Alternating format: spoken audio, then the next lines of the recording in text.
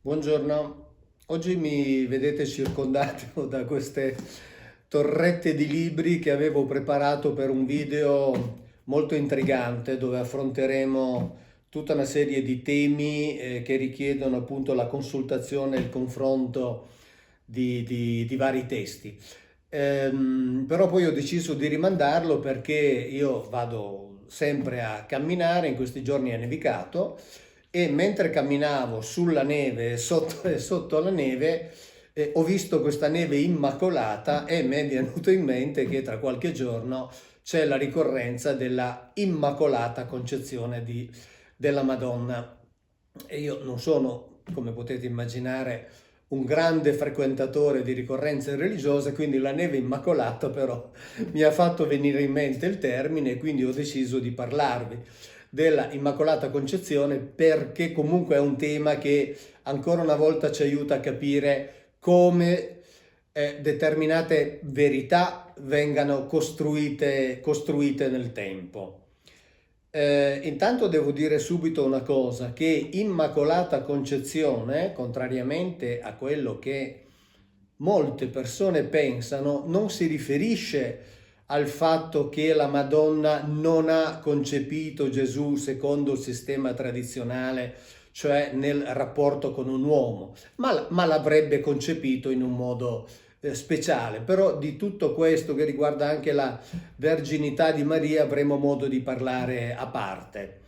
L'Immacolata Concezione si riferisce al fatto che la Madonna sarebbe l'unico essere umano nell'intera storia dell'umanità ad essere stata concepita senza la macchia del peccato originale.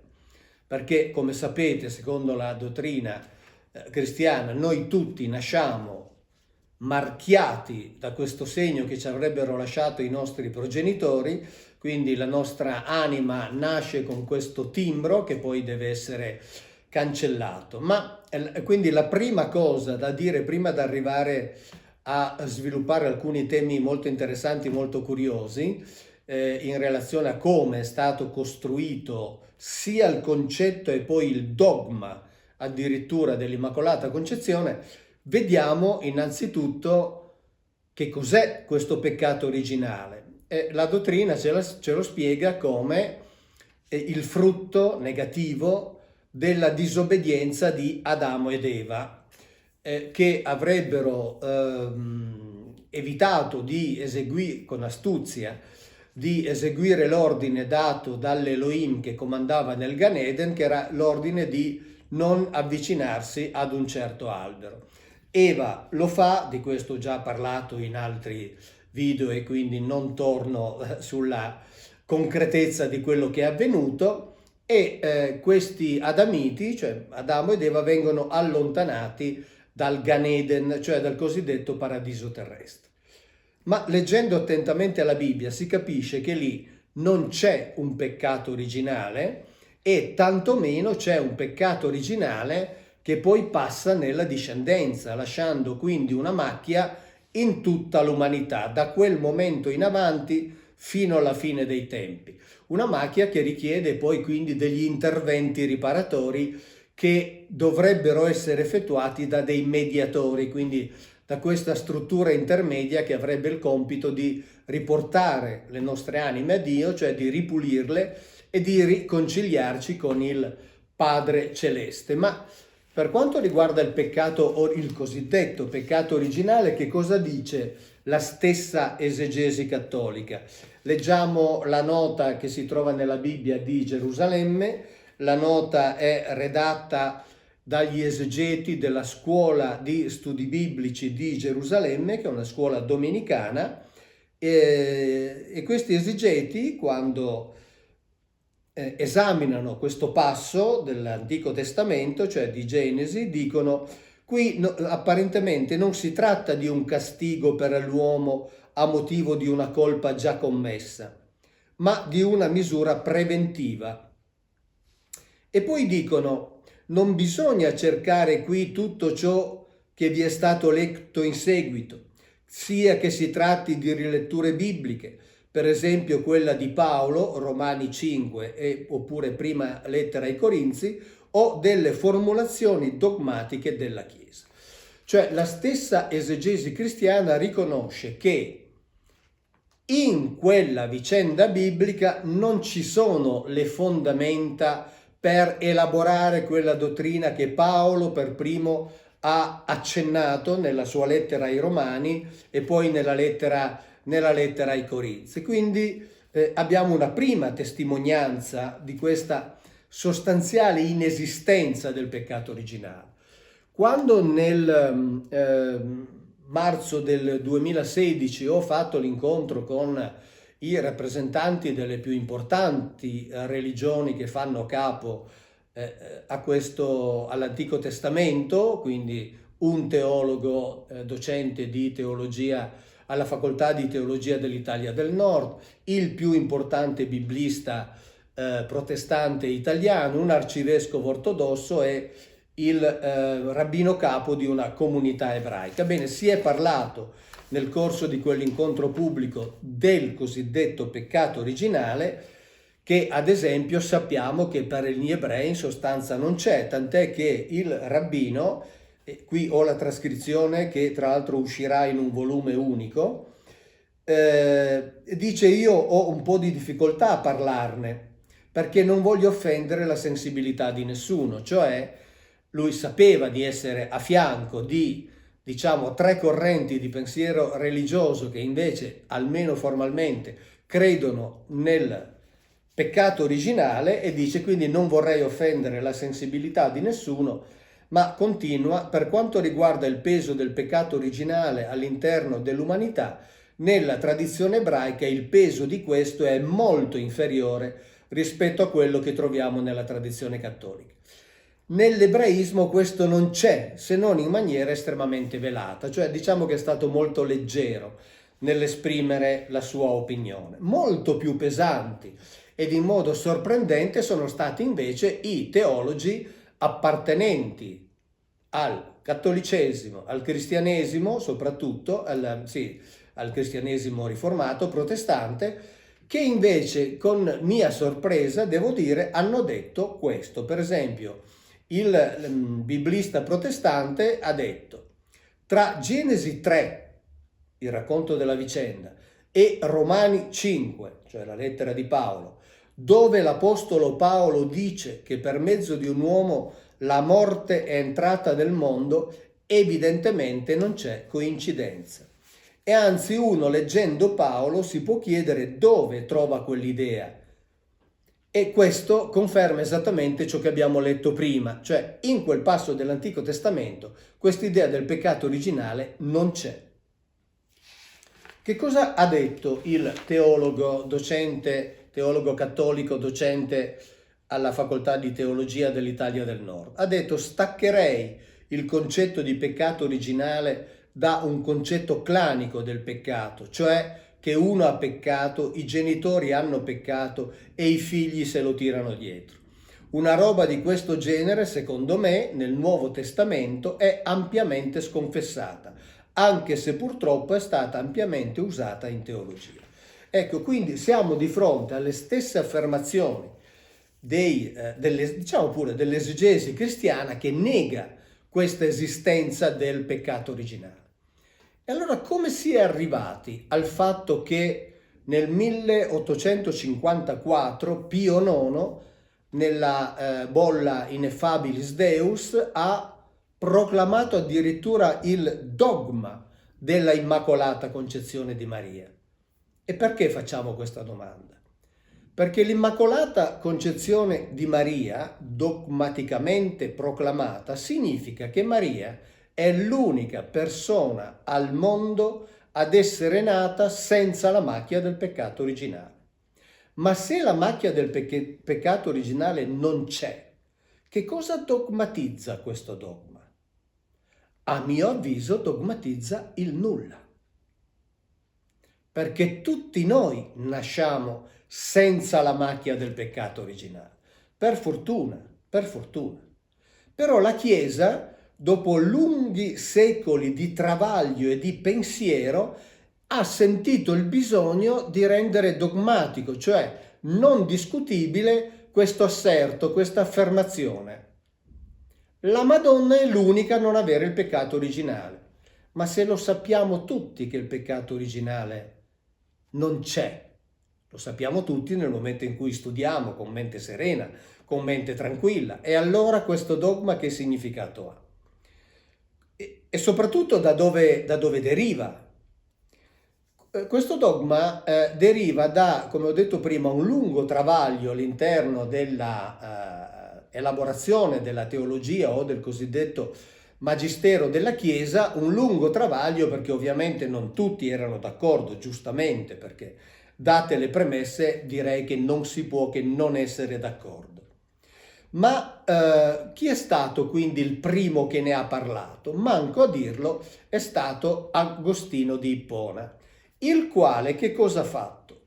Da un lato ha stabilito in modo formale e direi descritto e definito in modo formale l'idea del peccato originale che era stata abbozzata già erroneamente da Paolo nella lettera ai Romani. E contemporaneamente sempre Agostino, in uno dei suoi trattati, ha detto che la Madonna ne è immune, mentre tutto il resto dell'umanità la definisce lui è una massa dannata, quindi una visione veramente negativa, pessimistica di tutta l'umanità. Bene, se noi siamo una massa dannata, non lo siamo perché c'è un peccato originale, lo siamo perché lo vogliamo essere, quindi nel momento in cui ce ne rendiamo conto, ne prendiamo consapevolezza, possiamo anche fare dei passi indietro. Quindi non è una condanna, un sigillo che ci arriva dalla notte dei tempi e al quale non possiamo sfuggire, no, tranquillamente. Allora, Agostino ha detto appunto che la Madonna, essendo la madre di Dio, non poteva essere macchiata dal peccato originale. E di lì in avanti è cominciata l'elaborazione che naturalmente aveva una necessità, che era quella di trovare della documentazione nei cosiddetti testi sacri per poter arrivare ad affermare questo fatto, no? Perché non poteva essere soltanto una elaborazione teorica fatta dalla Chiesa. E allora quali sono i passi dove sostanzialmente la Chiesa trova una anticipazione profetica, in un certo qual senso, a questa nascita immacolata di Maria? Beh, un primo passo lo trova nel libro dei Proverbi, che come al solito andiamo a leggere direttamente nelle Bibbie che tutti noi abbiamo in casa.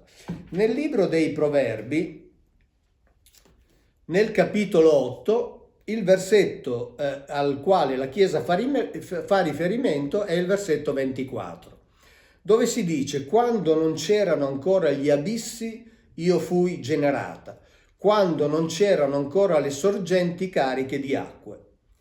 Ecco, benissimo, si prende questo versetto, lo si riferisce alla Madonna. A parte che non si parla di concepimento privo di macchia, ma il capitolo 8 non è altro che un capitolo nel quale la sapienza fa l'elogio di se stessa e parla di se stessa e dice che lei è stata creata prima di tutte le altre cose. E io vi invito a leggerlo. Io ne leggo soltanto qualche altro versetto. Io sono l'intelligenza e a me appartiene la forza. Per mezzo mio i re regnano e i capi amministrano la giustizia. Per mezzo mio i principi governano e i nobili giudicano la terra. Io amo coloro che mi amano e quanti mi cercano mi troveranno. Ricchezza e gloria sono presso di me, pienezza di beni e giustizia. Il mio frutto è migliore dell'oro, quello fino, i miei prodotti sono preferibili all'argento puro. Cioè qui è la sapienza che parla, una sapienza personificata.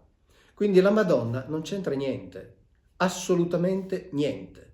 Viene estrapolato un versetto, viene attribuito a lei e sulla base di questo versetto partono delle elaborazioni. Ma ce n'è un altro che è del Cantico dei Cantici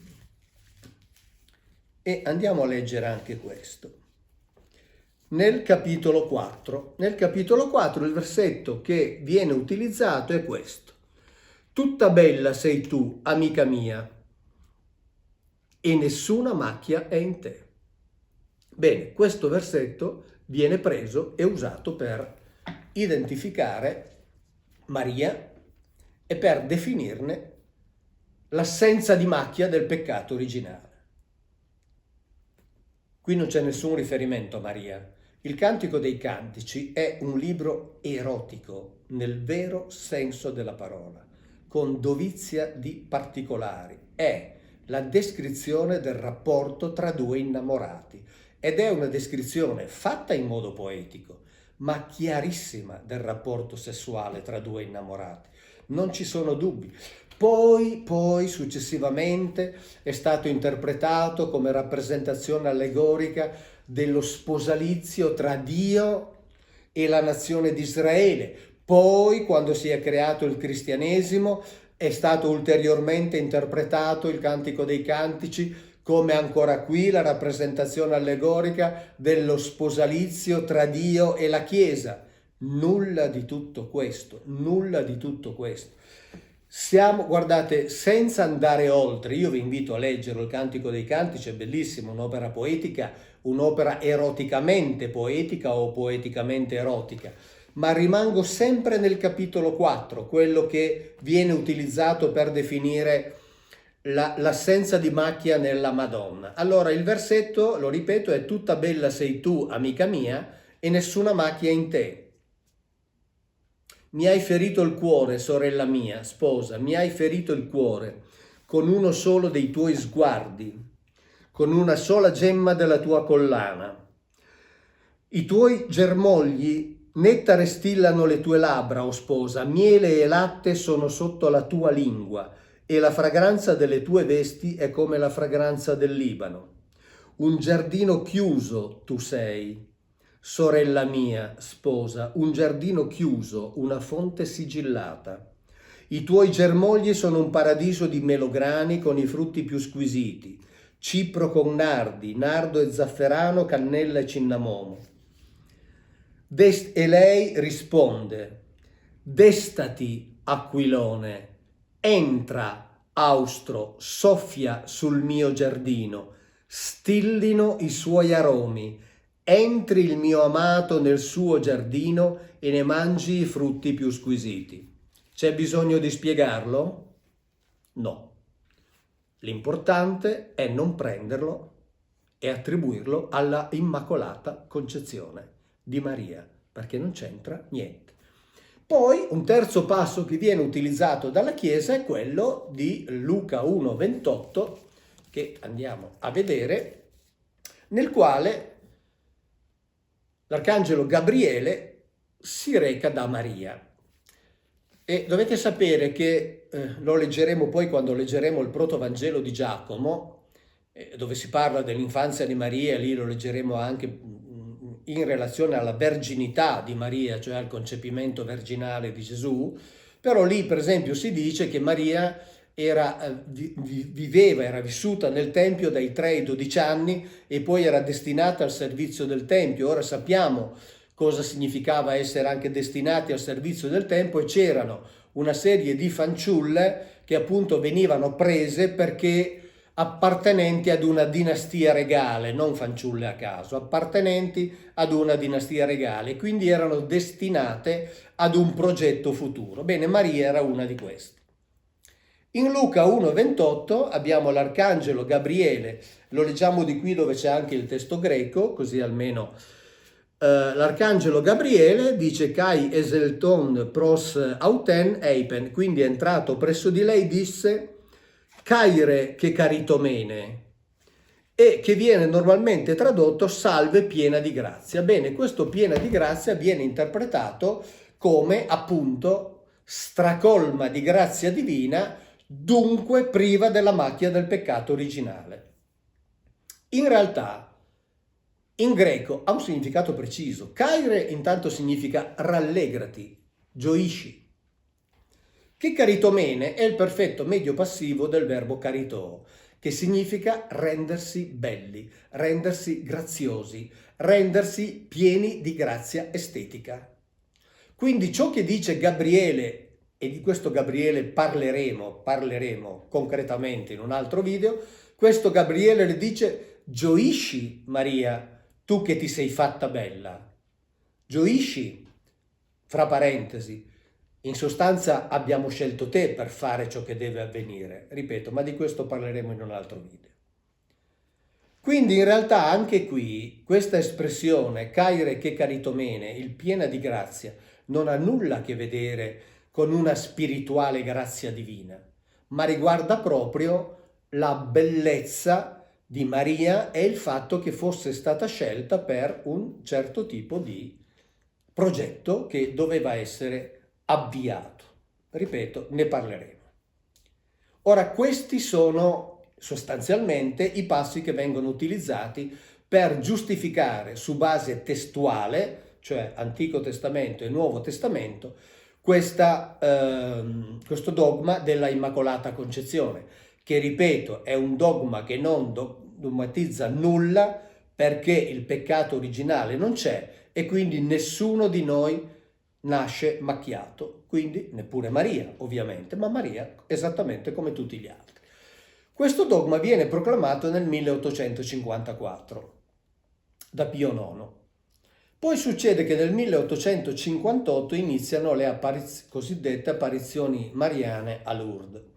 Ricordo che nelle apparizioni mariane Bernadette Soubirous, quando parlava di quella figura femminile, la chiamava nel dialetto locale Acherò, che vuol dire quella là, non la Madonna, quella là, perché non sapeva chi fosse. Se non sbaglio, nella 16ª apparizione, la Madonna nel dialetto locale, insomma quella figura femminile nel dialetto locale, avrebbe detto che era Immacolata Concepción, cioè che vuol dire che è una particella introduttiva quasi introducibile. Sono, era è l'articolo femminile, Immacolata, io sono Immacolata Concezione. Ripeto, forse era la 16ª apparizione. Ora, siamo nel 1858.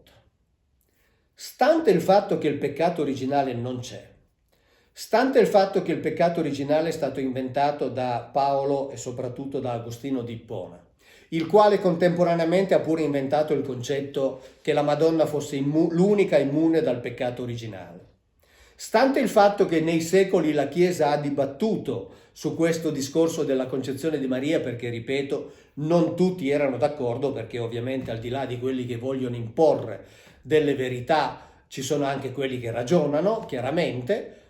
Allora, che cosa possiamo pensare del fatto che questa figura femminile abbia detto, forse, a Bernadette Soubirous: io sono l'Immacolata Concezione?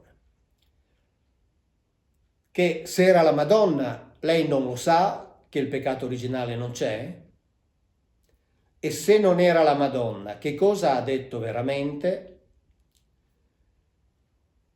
Oppure che cosa le è stato fatto dire? E questo vi dico che è un sospetto che era già presente allora, cioè già allora c'era chi diceva che quella ragazza veniva manovrata e che a quella ragazza venivano fatte dire, o meglio, attraverso quella ragazza venivano fatte dire a quella figura femminile delle cose che forse quella figura femminile non aveva detto. Diciamo che il sospetto è quantomeno legittimo, anche perché per pura combinazione diciamo che nel 1854 viene proclamato il dogma della Immacolata Concezione, nel 1858, guarda caso, la Madonna verrebbe a confermare la validità di questo dogma che, come ho detto, non dogmatizza nulla. Quindi su questo vale la pena di riflettere, vale la pena di riflettere molto attentamente, di riflettere con la propria testa, perché i dubbi sono quantomeno molti. Ciao!